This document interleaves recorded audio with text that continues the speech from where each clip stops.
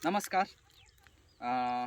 सन्चै हुनुहुन्छ भने आशा राखेको छु र सन्चै हुनु पनि पर्यो। म पनि सन्चै छु। मलाई नहेर्नुहोस्, म पछाडिको भ्यू हेर्नुहोस् कस्तो छ। र आज म हजुरलाई भन्न गइरहेको के छु भनेदेखि हाम्रो गाउँमा, हाम्रो ठाउँमा भएको सुन्दरता एकचोटि देखाइदिनु पर्यो कस्तो छ। र सँगसँगै आकाश पनि आज त्यस्तै छ, कतै कालो छ भनेपछि कतै उज्यालो छ।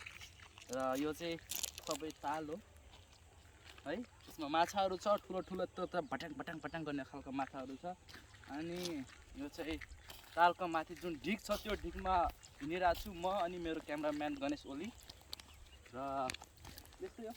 अनि त्यो जङ्गल देख्दै हुनुहुन्छ नि, त्यो जङ्गल चाहिँ ठुलो ठुला बाघ छ, चितुवाहरू छ, डर छ। एक्लै दुक्लै नहिँड्नु होला। यो गाउँमा हेर्नुहुने, यो भिडियो हेर्नुहुने मान्छेलाई भन्दैछु, बाहिरको मान्छे त पक्कै पनि आउनु नहोला। यदि आउनुभयो भने पनि त्यस्तो बाटो हिँड्दाखेरि चाहिँ अलिकता सुरक्षित भएर हिँड्नु होला। अनि यस्तै हो हाम्रो गाउँठाउँ, रमाइलो छ होइन।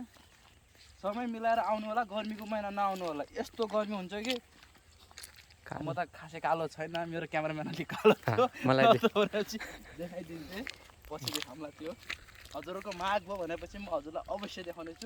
यो चाहिँ आज मेरो भ्लगको पार्ट हो भनेर बुझ्नु होला। अनि त्यही हो गाइज होइन। राम्रो माया देखाइदिनु होला। लाइक, कमेन्ट, सेयर, सब्सक्राइब भन्छु, फलो गर्न चाहिँ नबिर्सिनु। अब युट्युबमा पनि छु, त्यही भएर सब्सक्राइब भन्ने आउँछ। यदि त्यतातिर पनि जानुभयो भनेपछि एक सब्सक्राइब ठोकिदिनु होला। अहिलेलाई चाहिँ बिदा माग्न चाहन्छु। हस्त नमस्कार।